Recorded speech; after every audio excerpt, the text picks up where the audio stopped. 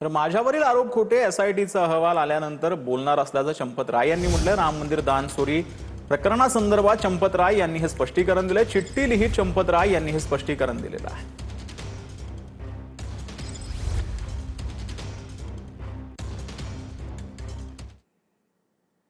तर अमित साठमान विरोधात मनसेनं विलेपार्लेमध्ये आंदोलन केलं. अमित साठमानचे बॅनर हातात घेऊन आंदोलन करण्यात आलेलं आहे.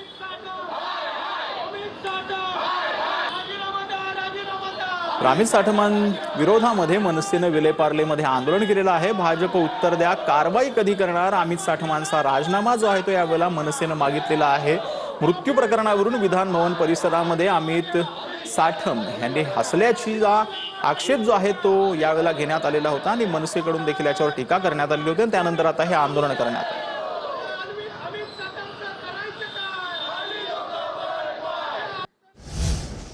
तर डान्सबार विरोधी कायद्यामध्ये सुधारणा विधेयक विधानसभेत मंजूर झालंय. ऑर्केस्ट्राच्या नावाखाली चालणाऱ्या डान्स बारवर नियंत्रण आणण्यासाठी सरकारनं पाऊल उचललंय. ऑर्केस्ट्रा सादरीकरण डान्स बार विरोधी कायद्याच्या कक्षेत आणणार असल्याचं त्यांनी सांगितलंय. आतापर्यंत पोलीस अधिनियम अंतर्गत बारमधील ऑर्केस्ट्रांना परवानगी होती. ऑर्केस्ट्राच्या आड चालणाऱ्या डान्स बारला आता प्रतिबंध बसणार आहे. तर शिवसेनेचे नेते विजय शिवतारेंचं नितीन गडकरींना पत्र पाहायला मिळते. दिवे घाटात वारकऱ्यांच्या सुरक्षेसाठी विशेष उपाययोजना करण्याची मागणी आहे. दिवे घाटामध्ये संरक्षण जाळ्या बॅरिकेडसह बसवण्याची मागणी होते. पालखी मार्गाचे दिवे घाटामध्ये अद्याप काम अपूर्ण आहे. गडकरींनी याकडे लक्ष घालण्याची शिवतारेंनी मागणी केली. पण कल्पना सुद्धा करत नाही इतकं मोठं भीती त्याच्यातून निर्माण झाली सर्वांना. आणि म्हणून या बाबतीमध्ये 2 दिवसामध्ये जी पालखी जाते, हजारो लाखो वारकरी तिथून जात असतात. आणि म्हणून प्रशासनाने त्याचबरोबर कॉन्ट्रॅक्टर जे ठेकेदार आहेत त्यांनी काळजी घ्यावी.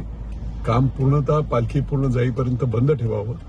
कारण जर काम चालू ठेवलं, पाऊस पडला, लूज माती झाली आणि बोल्डर लूज झाले तर एखादा दगड जरी खाली आला तरी खूप मोठी दुर्घटना घडू शकते.